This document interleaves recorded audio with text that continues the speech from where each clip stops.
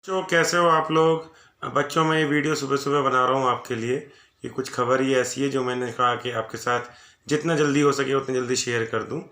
बेटा खबर bonus marks को लेके है। सीबीएसई ने कुछ अभी तक तो बोनस मार्क्स के ऊपर कुछ ज़्यादा बातें बोली नहीं है, पर एक अच्छी खबर ये आई है कि सीबीएसई ने कहा है कि विश्व सूत्रों से पता चल रहा है कि सीबीएसई ने कहा है कि इंग्लिश का पेपर जो हुआ था जिसके अंदर एक पैसेज महिलाओं के ऊपर कुछ अभद्र टिप्पणियां थी जिसके अंदर जो कि that was not in a good taste, उस पैसेज पे सीबीएसई ने कहा है कि सबको फुल मार्क्स मिलेंगे चाहे किसी ने अटेम्प्ट किया हो चाहे ना किया हो।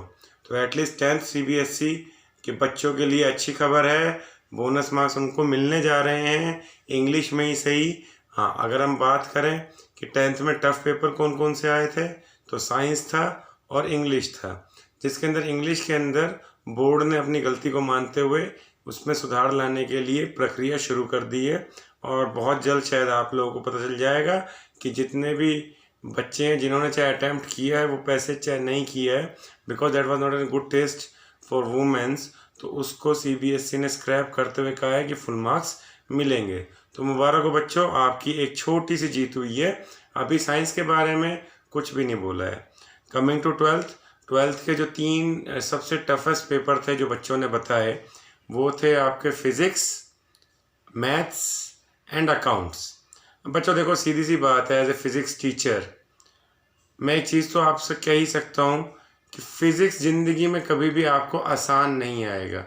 फ़िज़िक्स का पेपर कभी भी आसान नहीं आएगा। जब भी आप जिस भी बैच के बच्चों से बात करेंगे वो यही कहेंगे कि फ़िज़िक्स टफ आया। तो बच्चों मैं तो ये चीज़ कहता ही हूँ कि फ़िज़िक्स कभी आसान नहीं आएगा और केमिस्ट्री कभी टफ नहीं आएगा। तो आप ये समझिए कि एक दूसरे को ही पूरक कर देते हैं। तो केमिस्ट्री आपका हर बार की तरह ईजी आया था और फिज़िक्स हर बार की तरह आपको टफ ही आया था। तो मुझे नहीं लगता कि कोई बोनस मार्क्स फिज़िक्स 12th में आपको मिलेंगे।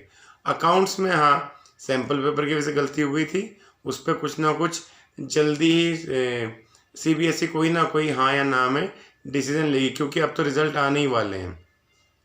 दूसरी ये बात है बेटा कि आपने देखा होगा कि ऑफ लेट बच्चों के मार्क्स 90, 95, 99%, 100% तक भी आते हैं। तो बेटा आइंस्टाइन ने भी एक बार कहा था कि there is nothing called zero and there is nothing called infinity. तो ना तो कोई बच्चा ऐसा है कि वो इन्फिनिटी जितना होशियार है, ना ही कोई बच्चा ऐसा है कि वो बिल्कुल ज़ीरो है। तो ये 2 मार्क्स तो कभी आ ही नहीं सकते। किसी के अगर 100 में से 100 आ रहे थे बेटा तो वो एक पॉलिसी हुआ करती थी जो कि 2017 आई थिंक स्क्रैप कर दी गई थी। और ये स्क्रैप जो की थी बोर्ड ने नहीं की थी, ये स्क्रैप की थी आपकी कोर्ट ने। इसको मॉडरेशन पॉलिसी कहते थे। इसके अंदर जैसे कोई बच्चा 2 या 3 मार्क्स से फेल हो रहा होता था तो उसको ग्रेस मार्क्स देके पास कर दिया जाता था। ये इंटरनल एक्सटर्नल 2 होता, कई बार बता के किया जाता था, कई बार बिना बताए किया जाता था। और इसी मॉडरेशन पॉलिसी के तहत ही बच्चों को 99%, 100% मार्क्स मिलते थे, जो कि मैं समझता हूँ कि एक गलत रवैया था। बेटा जो मेरा वीडियो बनाने का रीज़न है, मैं सीबीएसई को एक रिक्वेस्ट करना चाहता हूँ कि बहुत सारे बच्चों ने ये बताया कि जी कॉपी हुई है। तो कुछ स्कूल्स हैं जिसके अंदर खुल के कॉपी हुई है। कोई कह रहा था जी टॉयलेट में लिखा था, कोई कह रहा था ब्लैक बोर्ड पे लिखा था, कोई कह रहा था आंसर की। मैंने एक वीडियो भी बनाया था जिसके अंदर बीच एग्ज़ाम में ही सीबीएसई ने कैपिटल लेटर्स में लिखना स्क्रैप कर दिया था। तो इसका मतलब सीबीएसई के पास इंफॉर्मेशन तो सारी है कि कॉपी हुई है। इसी चीज़ को देखते हुए मैं सीबीएसई से रिक्वेस्ट करूंगा कि किसी भी बच्चे को इसका अनड्यू एडवांटेज ना मिले और किसी बच्चे को इसका ये कि उसका ड्यू ना छीना जाए।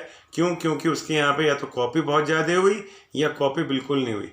ऐसा बच्चों ने ही बताया कि अलग अलग स्कूल्स में अलग अलग तरह की कॉपी हुई। यहाँ तक कि तमिलनाडु के स्कूल एसोसिएशन ने तो साफ साफ लेटर लिखा है जिसमें उन्होंने कहा कि कुछ स्कूल्स ने ये ABC वाला जो स्मॉल लेटर्स वाला स्कैम था उसको अंजाम दिया।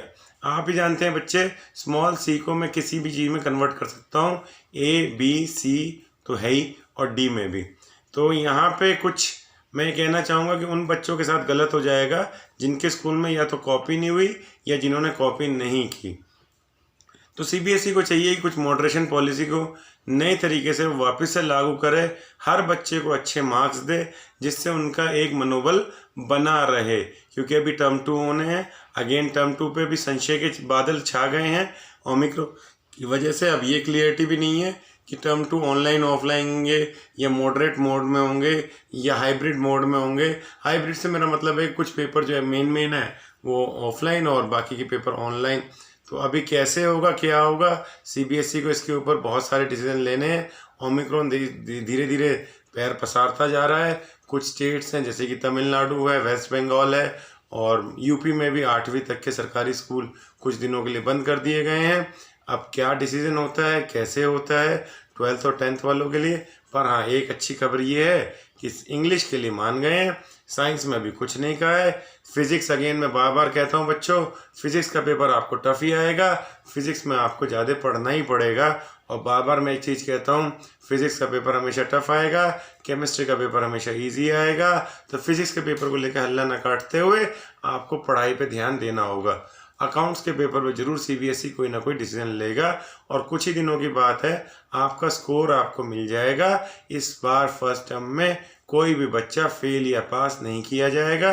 ये बात तो मैंने आपको पहले ही बता दी थी। आपको सिर्फ आपके मार्क्स मिलेंगे।